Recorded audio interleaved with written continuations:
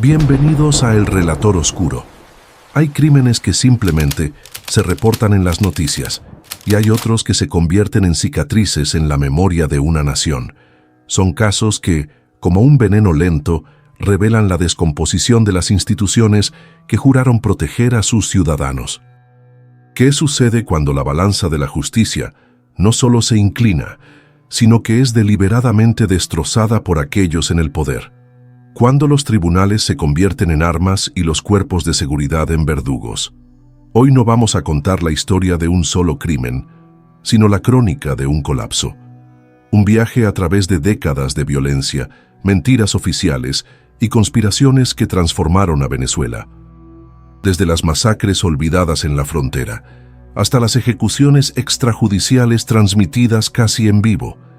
Este no es solo un recuento de hechos, es la autopsia de un sistema judicial, y lo que estás a punto de descubrir es la anatomía de cómo la justicia puede ser desmantelada desde adentro, pieza por pieza, hasta que solo queda la impunidad.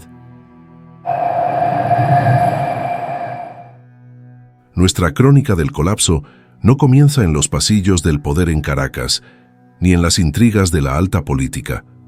Comienza mucho antes, en 1988, en el rincón más olvidado de Venezuela, la frontera. En las polvorientas orillas del río Arauca, cerca del pequeño pueblo de El Amparo, en el estado Apure. Un lugar donde la vida es dictada por el ritmo del agua y el sol, y donde la línea que separa a Venezuela de Colombia es tan porosa como la tierra misma. Aquí, un grupo de hombres se preparaba para una jornada de pesca, una rutina ancestral para llevar el sustento a sus familias. No sabían que estaban a punto de convertirse en los protagonistas del pecado original de la violencia de Estado moderna en Venezuela. Eran 16 hombres en total, pescadores, no soldados, hombres de río, no de guerra. El 29 de octubre de 1988, mientras navegaban en su bote, la rutina se rompió con el estruendo de las armas de fuego. No hubo advertencia. No hubo una orden de alto. Lo que ocurrió no fue un enfrentamiento, fue una cacería. Una unidad mixta, compuesta por militares y policías del temido Comando Específico José Antonio Páez, CEJAP, y agentes de la DICIP, la policía política de la época, los emboscó. 14 de los 16 pescadores fueron acribillados. 14 familias fueron destrozadas en cuestión de minutos. El Estado, que debía protegerlos, se había convertido en su verdugo. 14 hombres no era solo una estadística de bajas en un informe militar. Era el corazón productivo de un pueblo fronterizo, una comunidad unida por lazos de sangre y la lucha diaria. Eran padres que buscaban el dinero para el pan y las medicinas, hijos que aprendían el oficio de sus mayores, hermanos y amigos cuyas vidas estaban entrelazadas con el río. La masacre no solo dejó viudas y huérfanos, sembró el terror en las calles de tierra de El Amparo, un miedo paralizante a la autoridad que vestía de uniforme.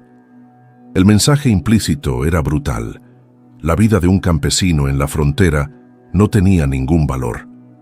Transformar a estos hombres, conocidos por todos en el pueblo, en guerrilleros, no era solo una mentira para los expedientes en Caracas, era un insulto profundo a la memoria de la comunidad, un intento de robarles hasta su identidad más básica, la de simples trabajadores. Sobre los cuerpos aún calientes de los pescadores, los verdugos montaron su teatro. La operación, bautizada con el nombre en clave Anguila Tercere, necesitaba una justificación. Y la narrativa oficial se fabricó al instante.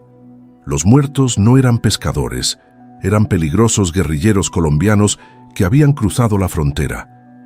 Para probarlo, plantaron armas junto a los cadáveres. En sus informes, los oficiales al mando, nombres como el general Humberto Camejo Arias y el operador de la DICIP Henry López Cisco, describieron un feroz combate de 15 a 20 minutos, un heroico intercambio de disparos a corta distancia. Una mentira burda diseñada para transformar una masacre en un acto de defensa nacional. El costo de la operación se justificaría con la eliminación de supuestos subversivos, pero el guión perfecto de los perpetradores tuvo una falla garrafal. 2 hombres sobrevivieron. Walmer Gregorio Pinilla y José Augusto Arias lograron escapar del infierno y se convirtieron en la verdad viviente que el Estado intentó ahogar en el río. Su testimonio fue la primera grieta en el muro de la mentira. Y pronto, la ciencia forense la derribaría por completo. Una autopsia realizada en Colombia a uno de los cuerpos reveló la verdadera naturaleza del supuesto combate. La víctima tenía un disparo por la espalda, el cráneo aplastado y el rostro parcialmente desfigurado con ácido. No eran las heridas de un enfrentamiento, eran las marcas de una ejecución sumaria y de un intento desesperado por ocultar la identidad de un hombre. Eran la firma de la barbarie. Para Walmer Pinilla y José Arias, el infierno no terminó cuando cesaron los disparos. Sobrevivir fue solo el primer acto de su tragedia. Se convirtieron en prófugos en su propia tierra, cazados por los mismos hombres que habían masacrado a sus compañeros. El Estado, que había fallado en asesinarlos, ahora desplegaba toda su maquinaria para aniquilar su credibilidad y su espíritu. Fueron sometidos a interrogatorios exhaustivos, a amenazas veladas contra sus familias, a una guerra psicológica diseñada para que se quebraran y cambiaran su versión. Su existencia era una acusación andante, una prueba viviente que desmentía la versión oficial. Su crimen no fue ser guerrilleros. Su crimen fue haber visto la verdad y tener el coraje de contarla. Se convirtieron en el objetivo principal de la segunda fase de la operación, el encubrimiento. Con la verdad expuesta por los supervivientes y la ciencia, la maquinaria de la impunidad se puso en marcha. El caso fue llevado a la jurisdicción militar, el lugar donde los uniformados se juzgan a sí mismos. En un giro perverso de la justicia, los 2 pescadores que sobrevivieron fueron los primeros acusados. El Estado, que no pudo matarlos, ahora intentaba encarcelarlos, acusándolos de rebelión militar. Durante años, el expediente rebotó en un laberinto judicial diseñado para el olvido. Hubo breves momentos de esperanza, como una condena en 1993 que fue rápidamente anulada por cortes superiores. Finalmente, en 1998, la Corte Marcial dictó la sentencia definitiva. Los militares y policías implicados fueron absueltos. El Estado venezolano se absolvía a sí mismo. Cuando la justicia de un país se declara ciega, el mundo a veces abre los ojos. El caso fue llevado a la Corte Interamericana de Derechos Humanos, y allí la mentira no pudo sostenerse. En 1995, la Corte declaró al Estado venezolano responsable de graves violaciones a los derechos humanos. Se ordenó a Venezuela no solo investigar y castigar a los culpables, sino también pagar una reparación económica, una indemnización que superaba los $700.000. Era una victoria moral, pero en Venezuela, la impunidad de los autores intelectuales y materiales se mantuvo intacta. El masacre de El Amparo no fue solo un crimen, fue una declaración de principios. Estableció el brutal manual de operaciones que el Estado venezolano usaría durante décadas: matar primero, justificar después, y usar el sistema judicial para garantizar que nadie pague por ello. Esta masacre se convirtió en un símbolo, una herida que nunca cerró y que inspiró hasta una película.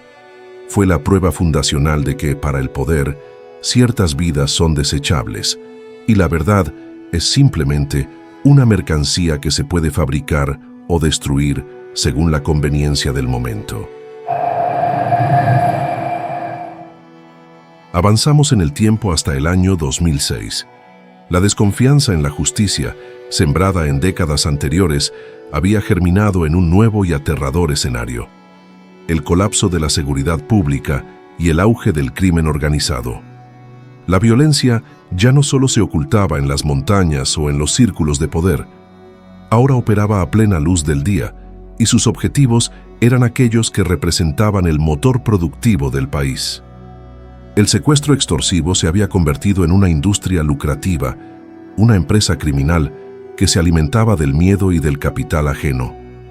Y ningún caso ilustró mejor esta dolorosa realidad que el asesinato de Filippo Sindoni. Filippo Sindoni no era un empresario cualquiera, era una institución en sí mismo. Un inmigrante ítalo-venezolano que desde Maracay, en el estado Aragua, había construido un imperio. Su nombre era sinónimo de Pasta Sindoni, pero su influencia iba mucho más allá. Era un líder gremial, una figura socialmente activa, un hombre cuya contribución al desarrollo de Venezuela había sido reconocida con las más altas condecoraciones.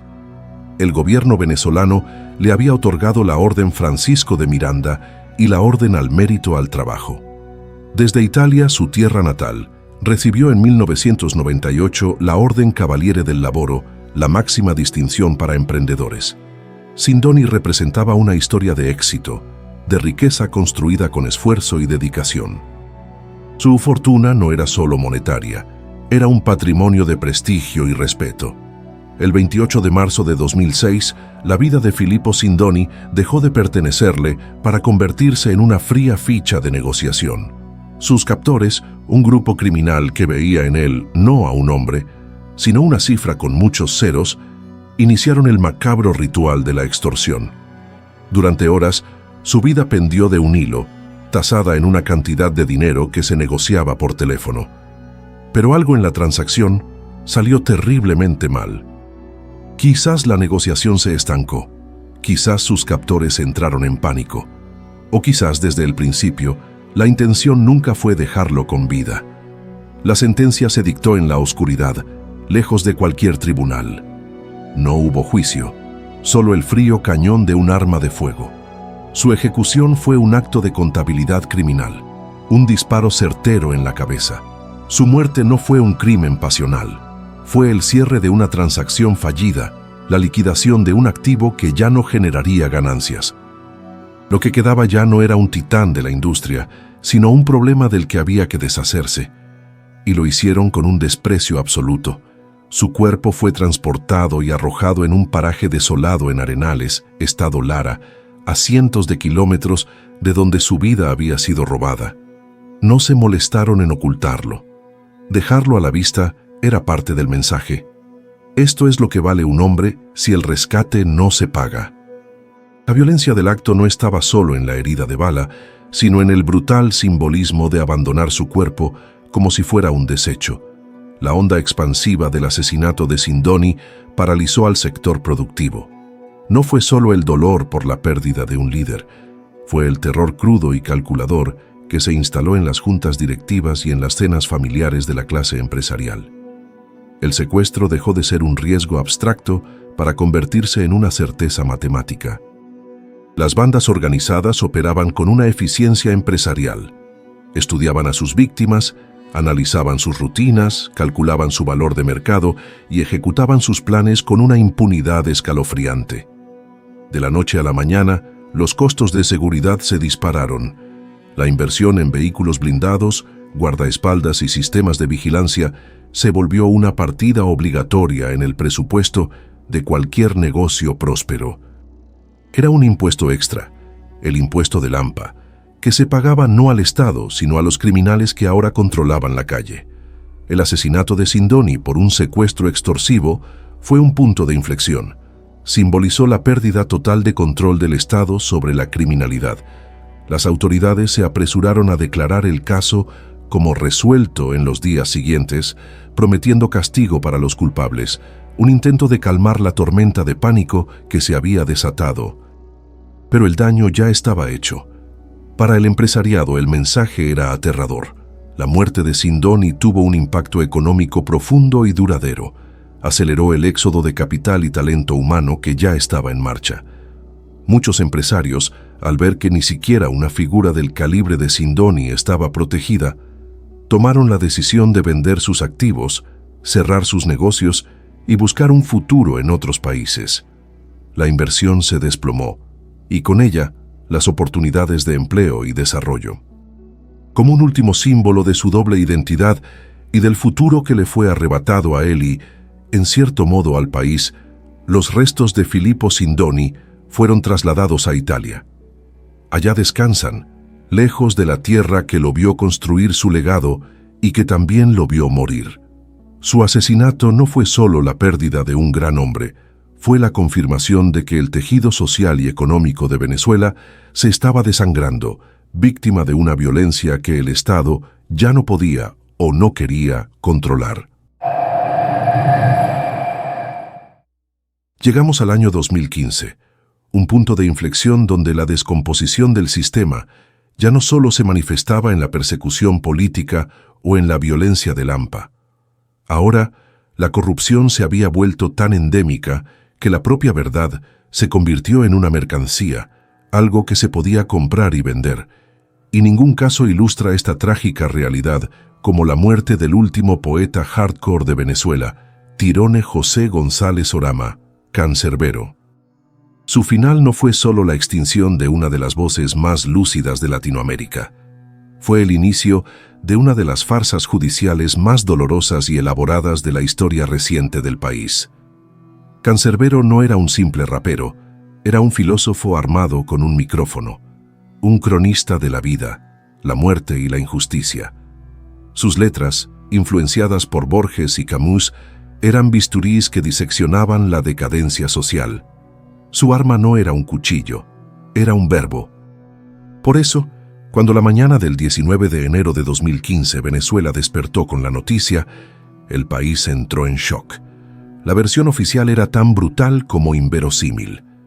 Cancerbero, en medio de un brote psicótico, había apuñalado hasta la muerte a su amigo y productor, Carlos Molnar, y luego, consumido por la culpa o la locura, se había lanzado desde el 10º piso de un edificio en Maracay. Un caso de homicidio-suicidio. Un final trágico y autodestructivo para el poeta de la conciencia. Durante 8 largos años, esta fue la verdad oficial. Una mancha imborrable en el legado de un hombre cuya obra predicaba precisamente lo contrario a la violencia irracional. La narrativa era perfecta para quienes querían silenciar su influencia. El gran crítico social no era más que un loco violento. El sistema no lo mató, se mató a sí mismo, pero su familia, sus amigos y millones de seguidores en todo el continente nunca compraron esa historia. Sabían que el hombre que escribió Es épico no podía tener un final tan simple y deshonroso. Durante 8 años, la duda se mantuvo viva, como una brasa bajo las cenizas de una investigación corrupta, alimentada por una sola pregunta. ¿Qué pasó realmente en ese apartamento? La respuesta finalmente llegó en 2023, cuando el fiscal general, Tarek William Saab, presionado por un clamor popular que nunca se extinguió, ordenó reabrir el caso. Y lo que descubrieron no fue un suicidio, fue una conspiración. La exhumación del cuerpo de Carlos Molnar y las nuevas pericias forenses desmantelaron la mentira pieza por pieza. Y entonces, acorralada por la evidencia, la figura central del horror confesó. María Natalia Améstica, ex-manager de Cancerbero y pareja de Carlos Molnar, relató al mundo con una frialdad espeluznante cómo orquestó un doble homicidio. Su confesión no fue la de un crimen pasional, fue la crónica de una ejecución premeditada. Natalia reveló que había preparado un té y lo había mezclado con un potente tranquilizante. Se lo sirvió a Cancerbero y a Carlos, sus invitados, sus supuestos amigos. El objetivo era dejarlos somnolientos, vulnerables, incapaces de defenderse. El valor de su confianza era, para ella, inexistente. Una vez que el sedante hizo efecto y los 2 hombres estaban semi-inconscientes, comenzó la matanza. Primero atacó a Carlos Molnar, luego apuñaló a Cancerbero, que según su propio relato, cayó en el sofá dormido.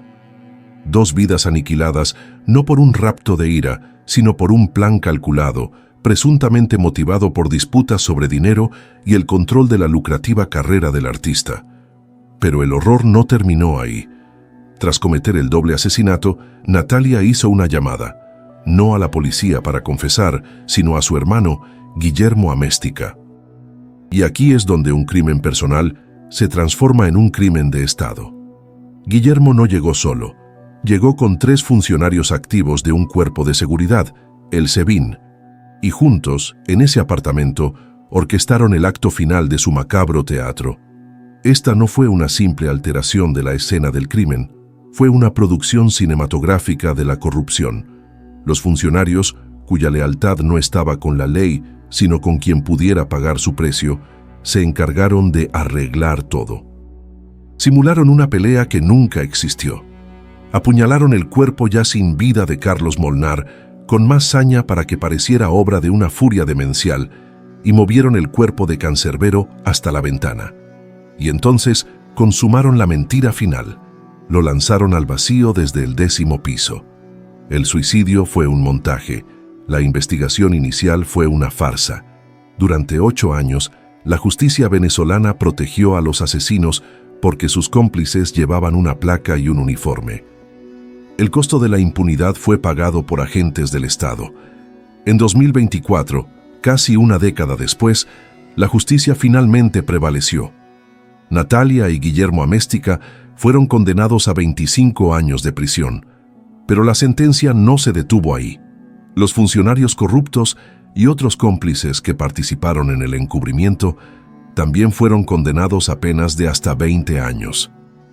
Fue un raro destello de luz en un sistema judicial acostumbrado a la oscuridad, un reconocimiento de que el crimen no fue solo el doble homicidio, sino también la conspiración para enterrar la verdad.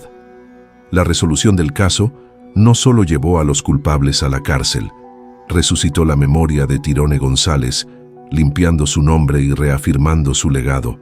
Su muerte, al final, probó la vigencia de una de sus rimas más famosas: no se muere quien se va, solo se muere quien se olvida. Ya Cancerbero, el mundo se negó a olvidarlo. Pero ¿qué sucede cuando el Estado no solo encubre crímenes por dinero, sino que recluta a los criminales para sus propios fines? La historia de Liana Ergueta, ocurrida en este mismo año de 2015, nos llevará a un nivel de oscuridad aún más profundo, donde la línea entre el AMPA y el gobierno se borra por completo. Si el caso Anderson demostró cómo el Estado podía torcer la ley para sus fines políticos, el asesinato de Liana Ergueta en 2015 reveló una estrategia aún más siniestra: la fusión del crimen más brutal con la propaganda política y las operaciones de inteligencia. Este caso no se destaca solo por su crueldad, que fue extrema, sino por el cínico y calculado uso que el gobierno le dio para criminalizar a toda la disidencia política. Liana Aisha Ergueta González, de 53 años, fue reportada como desaparecida a principios de agosto de 2015. Su historia previa al horror es la de miles de venezolanos intentando sobrevivir en una economía distorsionada. Había intentado comprar dólares en el mercado negro, un activo financiero vital para protegerse de la devaluación, pero fue estafada por un joven llamado Carlos Eduardo Trejo Mosquera. Lejos de quedarse callada, Liana usó las redes sociales para denunciarlo, para exponerlo. No sabía que esa valiente decisión de reclamar su dinero y su dignidad le costaría la vida. Trejo y su cómplice, José Rafael Pérez Venta, la citaron en un apartamento con la falsa promesa de pagarle. Era una trampa. Allí la sometieron, la asesinaron y luego cometieron el acto más depravado. Abusaron de su cuerpo ya sin vida. Lo que siguió fue una carnicería metódica. Para ellos, el cuerpo de Liana ya no era una persona, era un problema logístico, una evidencia que debían hacer desaparecer. Con una frialdad que congela la sangre, la descuartizaron, metieron sus restos en bolsas y los esparcieron por la ciudad. El valor de una vida humana fue reducido a cero para ocultar una estafa. La investigación comenzó como cualquier otro caso de homicidio atroz. La policía científica, el CICPC, inició el penoso trabajo de reconstrucción. El hallazgo del vehículo de Liana fue la primera pieza. Luego el macabro rompecabezas de sus restos, encontrados en distintas zonas, confirmó la brutalidad del crimen. El rastro digital que Liana había dejado con sus denuncias en redes sociales fue la clave que condujo a los investigadores directamente hacia Trejo y Pérez Venta. Hasta este punto, era un procedimiento policial estándar, pero en el momento en que sus nombres fueron verificados en las bases de datos de inteligencia del Estado, el caso cambió de naturaleza. Dejó de ser una investigación criminal para convertirse en una operación de control de daños y casi inmediatamente en una oportunidad de ataque político. Alguien en las altas esferas del poder vio las fotos, reconoció los nombres y se dio cuenta de que los asesinos no eran simples delincuentes. Eran sus patriotas cooperantes. La investigación criminal fue secuestrada en tiempo real por la agenda política. Fue un crimen atroz, motivado por la codicia y el deseo de silenciar a una víctima. Pero en la Venezuela de 2015, incluso la tragedia más espantosa podía convertirse en un arma política. Tras la rápida captura de los asesinos, el entonces ministro del Interior, Gustavo González López, convocó una rueda de prensa, pero no se limitó a dar los detalles del crimen. En una presentación televisada a nivel nacional, mostró fotografías de los asesinos, Trejo y Pérez Venta, posando sonrientes junto a importantes líderes de la oposición venezolana, como María Corina Machado, Enrique Capriles y Lilian Tintori. La narrativa oficial fue inmediata y contundente.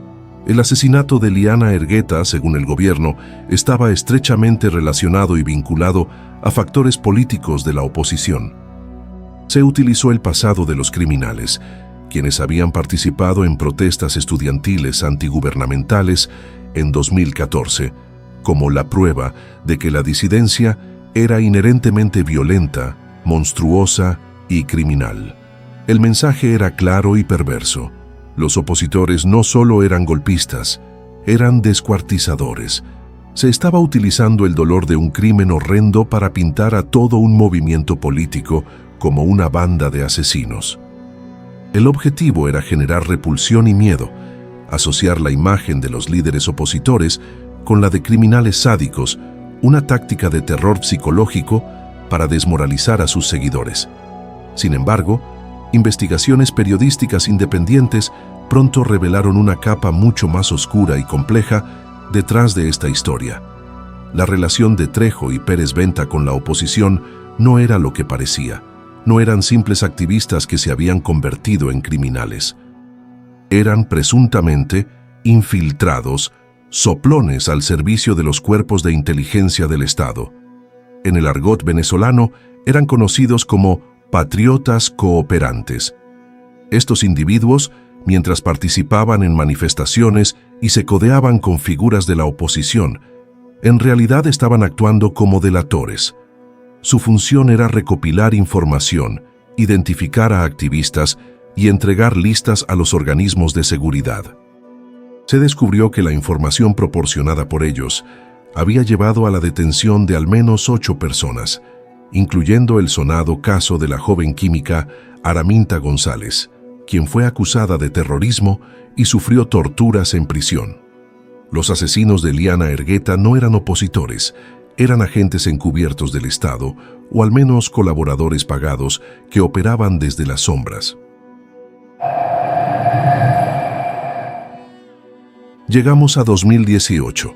La evolución de la represión estatal en Venezuela alcanza su clímax. Si el caso Anderson fue la judicialización de la política y el caso Ergueta fue la criminalización de la disidencia, el caso de Óscar Pérez fue la culminación de ambas estrategias. La eliminación física del enemigo, transmitida en tiempo real como una advertencia para todos los demás. Lo que ocurrió el 15 de enero de 2018 en una casa de la carretera de El Junquito, en las afueras de Caracas, no fue una operación policial. Fue una ejecución extrajudicial, la crónica de una muerte anunciada. Óscar Alberto Pérez era un exfuncionario del Cuerpo de Investigaciones Científicas, Penales y Criminalísticas, CICPC, un piloto, buzo táctico y actor aficionado que se convirtió en el rostro de la disidencia armada. En 2017, en medio de masivas protestas antigubernamentales, protagonizó una serie de acciones espectaculares que desafiaron directamente al gobierno de Nicolás Maduro. La más famosa fue cuando sobrevoló Caracas en un helicóptero del CICPC, desde donde disparó ráfagas de fogueo y lanzó granadas inertes contra las sedes del Tribunal Supremo de Justicia y el Ministerio del Interior. Posteriormente, lideró el asalto a un cuartel militar en el fuerte de Paramacay, de donde sustrajo un lote de armas. Para el gobierno, Pérez era un terrorista, un enemigo público número uno, por cuya cabeza se ofrecía una importante recompensa. Para sus seguidores y una parte de la oposición, era un rebelde, un héroe de acción que se había atrevido a desafiar a un régimen autoritario. El Estado venezolano activó una cacería humana a nivel nacional para encontrarlo. El amanecer del 15 de enero no trajo luz, sino el cerco de la muerte. Cientos de funcionarios de las FAES, DGCIM y paramilitares armados transformaron la zona en un campo de batalla. No era un operativo para capturar, era una operación de aniquilación. Dentro de la casa, acorralado y herido, Óscar Pérez tomó su última arma, su teléfono. Y entonces, el mundo se convirtió en testigo.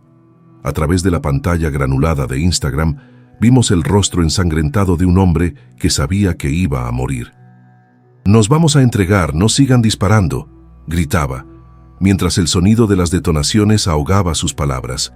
Era un documento histórico sin precedentes, la negociación de una rendición transmitida en vivo, un ruego desesperado por el debido proceso. La respuesta del Estado fue una sinfonía de violencia atronadora. Ignoraron sus palabras y respondieron con fuego de fusiles, granadas y, finalmente, el impacto de un lanzacohetes que hizo temblar la montaña. Estaban cobrando la recompensa, no con un arresto, sino con sangre y fuego. El Estado no solo lo estaba matando, estaba asegurándose de que su muerte fuera un espectáculo, una demostración de poder absoluto y sin fisuras, televisada para el mundo. Tras el silencio de las armas, comenzó el segundo acto de la ejecución, la guerra contra la memoria. No hubo una investigación, porque el Estado fue el fiscal, el juez y el verdugo. La escena del crimen no fue preservada, fue celebrada como una victoria. Los cuerpos de los rebeldes fueron secuestrados por el Estado. Durante días, sus familias vivieron una tortura adicional, suplicando por el derecho a enterrar a sus muertos.